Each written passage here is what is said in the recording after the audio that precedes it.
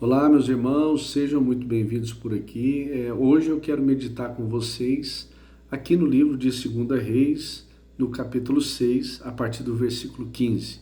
Nós também iremos ler lá em Romanos, no capítulo 5, mas vamos iniciar aqui fazendo essa leitura.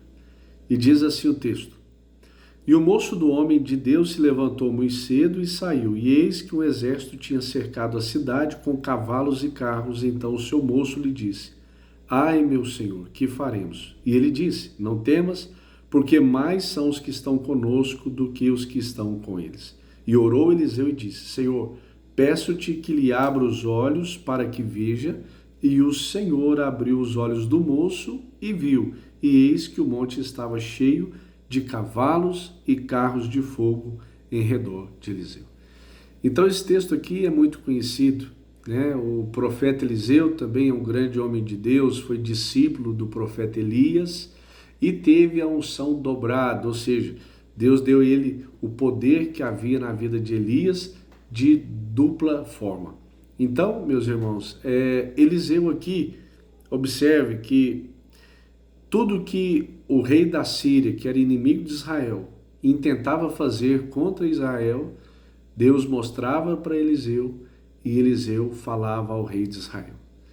E o interessante, quando a gente vai ler o contexto aqui, não foi nenhuma e nem duas vezes que Deus mostrou para Eliseu o que estava no coração do rei da Síria, né? Ainda no seu leito de dormir, tudo aquilo que ele pensava, Deus comunicava a Eliseu.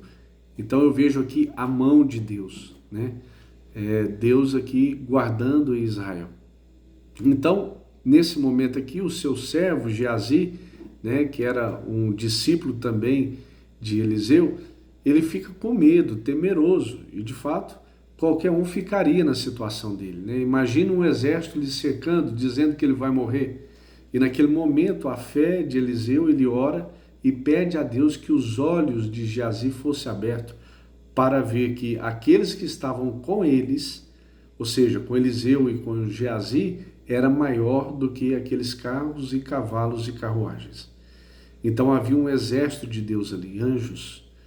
Então veja que maior é aquele que está conosco. Quem? Cristo. Maior é o Senhor nas nossas vidas, né? O Senhor Jesus, o autor e consumador de nossas vidas. Mas o texto de fato, irmãos, que eu quero aproveitar um gancho aqui para trazer hoje ao nosso entendimento, está lá em Romanos. Eu quero abrir aqui rapidamente, nosso tempo é curto, mas está aqui em Romanos, no capítulo 5.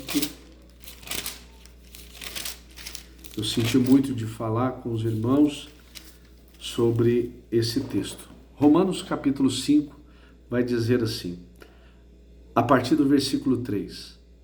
E não somente isto, mas também nos gloriamos nas tribulações, sabendo que a tribulação produz paciência. O que o apóstolo Paulo está trazendo aqui para nós? O que é tribulação? É angústia, é dor, é dificuldade, é provação, é situações sensíveis que incomodam-nos, né? Que faz a gente mover, que gera dor, né? Que gera insatisfação. Isso é tribulação. Então veja que nós temos que gloriar nas tribulações. É difícil glorificar a Deus quando estamos passando por provas, quando estamos sendo experimentados.